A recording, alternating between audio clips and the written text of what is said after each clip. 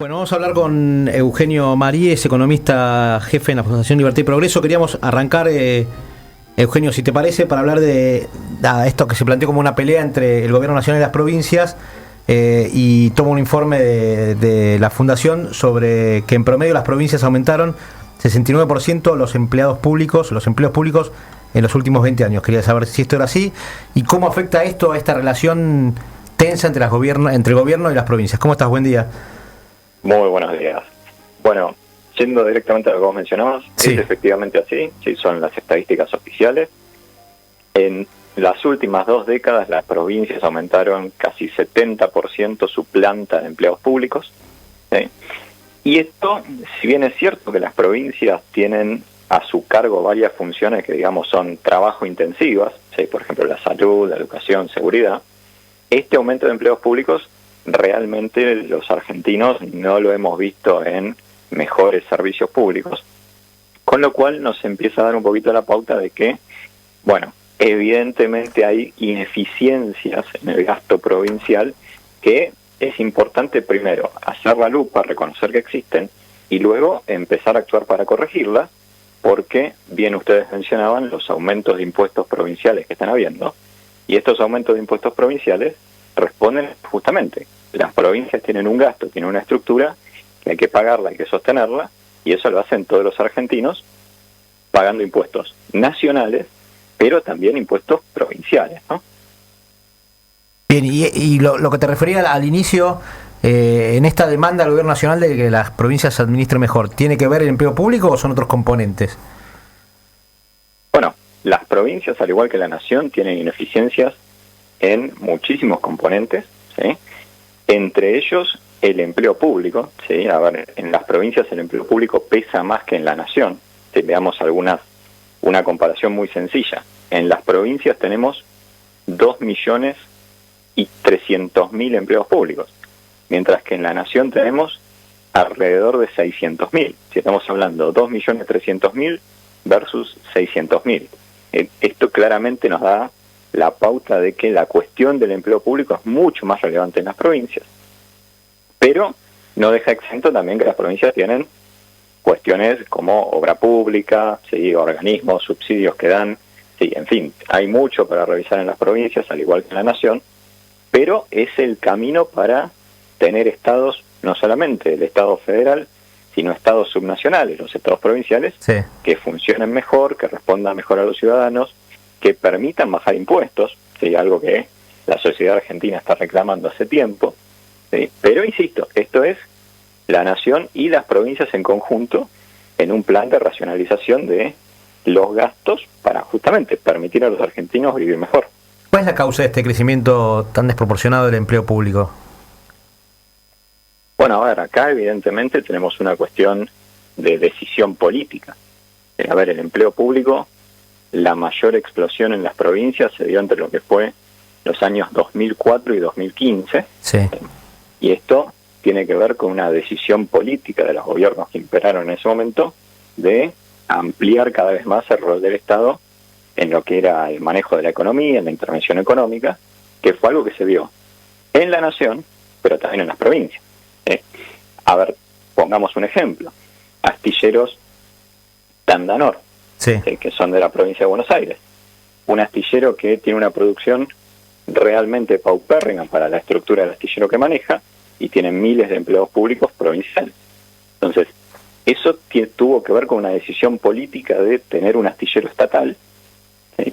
Pero un astillero estatal que nunca terminó de funcionar. Bueno, como ese ejemplo tenemos a raudales en diferentes provincias, y justamente esto nos da la pauta de que hay que imponer una lupa ahí también. O sea, a ver, lo que pueda hacer la nación, el gobierno federal, sin que las provincias acompañen y revisen su estructura administrativa, sus gastos, realmente a la Argentina yo no creo que le alcance.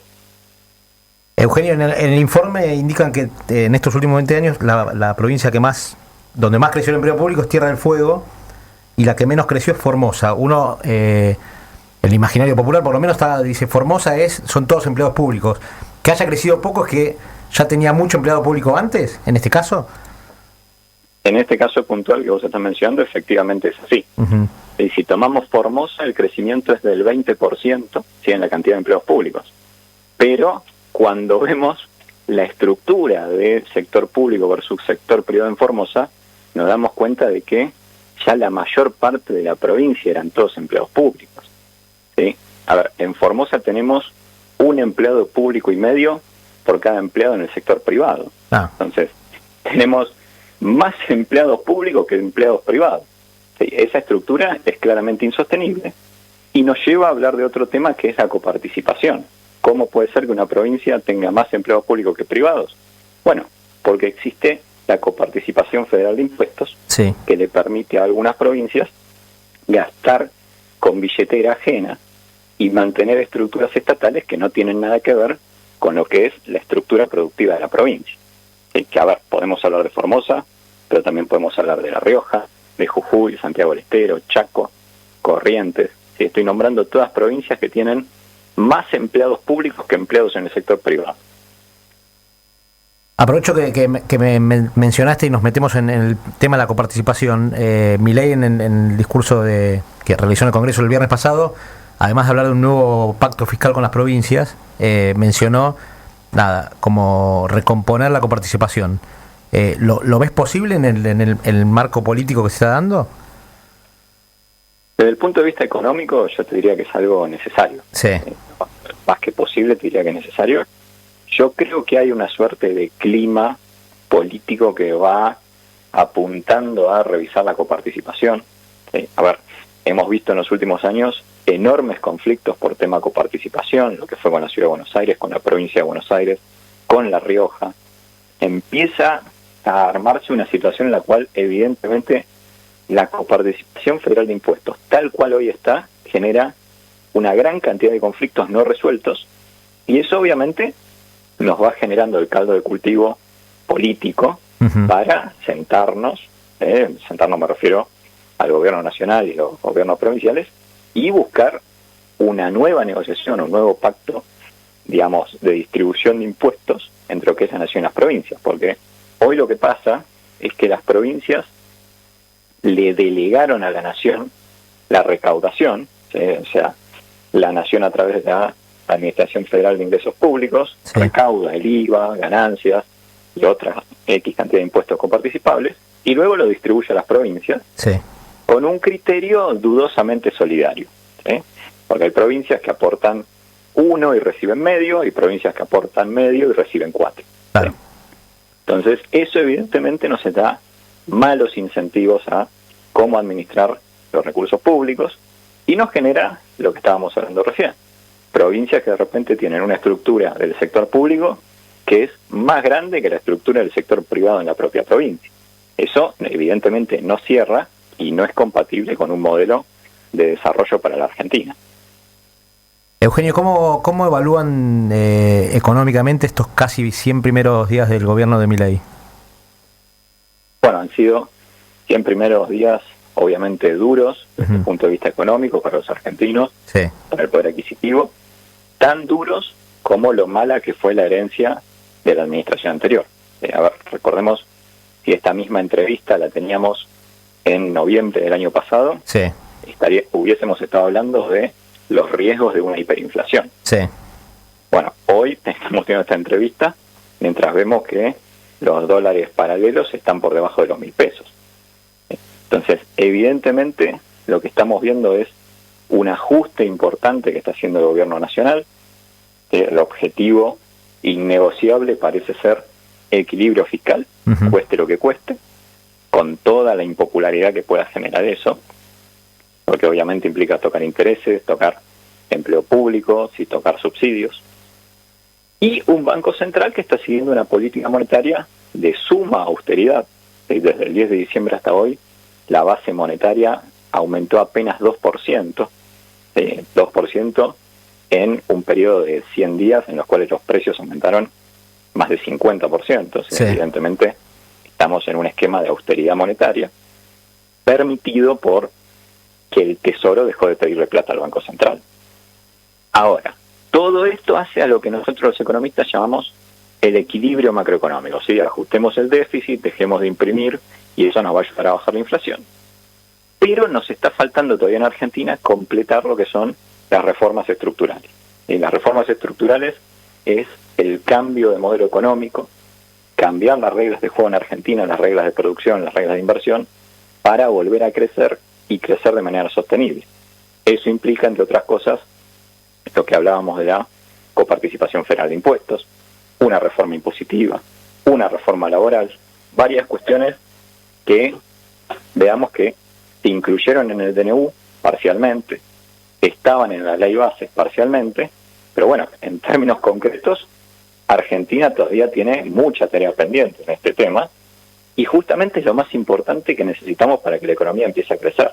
Entonces, ese es el desafío que una vez que terminemos este equilibrio macro, insisto, con toda la impopularidad que pueda generar, tenemos el desafío de las reformas de fondo. Y una última para no robarte más tiempo, que nos hacemos los que no entendemos mucho economía, es ¿por qué baja el dólar y hasta dónde puede bajar? Bueno, ¿por qué baja el dólar? Esto tiene que ver con lo que hablábamos recién. Tenemos un banco central que dejó de imprimir pesos. Sí.